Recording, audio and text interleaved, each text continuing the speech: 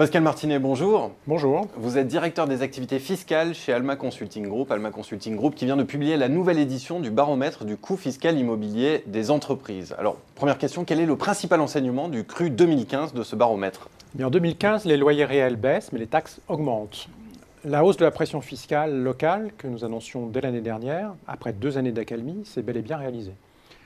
Le coût fiscal médian d'un immeuble de bureau augmente de 2,7% en 2015 et même de 5,2% sur la première couronne d'Île-de-France, pour s'établir respectivement à 38 € par mètre carré et par an en région, 60 € en première et deuxième couronne, 77 € sur Paris et même 81 € sur la seule première couronne. Et au-delà de ce coût médian, quels sont les autres constats qui se dégagent ? 4 constats principaux se dégagent. Premièrement, l'amplitude du coût fiscal ne cesse de se creuser pour atteindre un coefficient de 7,5 au sein même des grandes villes, de 20 € par mètre carré par an à Metz à 150 € sur les Champs-Élysées. Deuxièmement, une implantation en première couronne s'avère plus coûteuse qu'à Paris, hors quartier central des affaires. Face à ces hausses fiscales, les entreprises peuvent donc déménager pour réduire le coût et ou en profiter pour optimiser leurs loyers et leurs autres charges immobilières. Troisièmement, si les loyers réels sont en baisse, les propriétaires consentent des avantages commerciaux élevés en termes de participation aux travaux ou franchise de loyer, en moyenne 2 mois par année d'engagement pour maintenir des loyers faciaux stables. Quatrièmement, enfin, selon la localisation, les taxes représentent entre 9 et 18% du coût global immobilier. Si l'on s'attarde un instant sur l'immobilier en Île-de-France, vous l'avez un petit peu abordé, quels sont les enseignements du baromètre pour l'Île-de-France ? En Île-de-France, le poids des taxes peut atteindre, voire dépasser, celui des charges d'exploitation. Sécurité, eau, propreté, déchets, énergie, etc.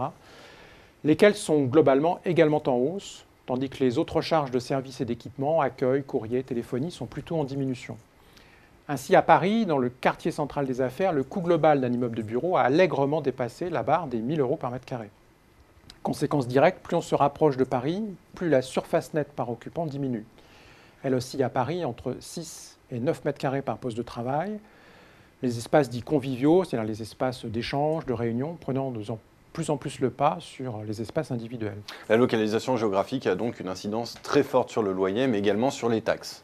Absolument. À titre d'exemple, le coût fiscal immobilier médian d'un immeuble de bureau de 1900 mètres carrés, doté d'une trentaine de places de parking, s'élève à 72 KE par an en région et 114 en Île-de-France. À Paris, le coût grimpe à 146 KE jusqu'à doubler à 285 KE sur les Champs-Élysées, en raison de valeurs locatives fiscales beaucoup plus élevées sur ces secteurs, ainsi que du rajout d'une taxe annuelle sur les bureaux spécifique à l'Île-de-France, à laquelle la loi de finances 2015 a adjoint une taxe additionnelle sur les parkings destinée au financement du Grand Paris.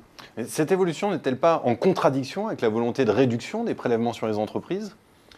Si le président de la République semble désormais désireux d'entrer dans une phase d'allègement de la pression fiscale à compter de 2015, pour les ménages comme pour les entreprises, on peut néanmoins se rappeler que les dernières lois de finances 2015 et lois de finances rectificatives 2014 nous ont récemment délivré une centaine de mesures fiscales, dont une vingtaine en matière d'impôts locaux, telles que la taxe annuelle sur les stationnements, les majorations de la taxe foncière sur les terrains à bâtir, de la taxe sur les surfaces commerciales, du taux de taxe d'habitation sur la résidence secondaire, ou encore le renforcement de la taxe sur les friches commerciales instaurée à Paris à compter de 2015. Oui, il y a donc un décalage entre la parole et les actes. On assiste en fait à une forme d'injonction, si ce n'est contradictoire, du moins paradoxale, entre une volonté affichée de l'État d'absence de nouvelles hausses des prélèvements et une réalité locale contrainte à l'augmentation des impôts, faute de diminution suffisante des dépenses de fonctionnement des collectivités. Toutes les taxes locales s'inscrivent en augmentation sur 2015 pour les ménages comme pour les entreprises, avec certes de fortes disparités entre les territoires. L'augmentation s'élevant même à 15% en région sur la période 2011-2015, la hausse étant en revanche limitée à 10% sur Paris et l'Île-de-France sur la même période 2011-2015. Est-ce que vous pouvez nous donner quelques exemples de ces augmentations ? Parmi les coûts fiscaux qui évoluent le plus fortement, citons en région Lyon et Bordeaux, en Île-de-France, Colombes, Clichy et Neuilly-le-Valois, sur Paris, le 9e arrondissement et les Champs-Élysées.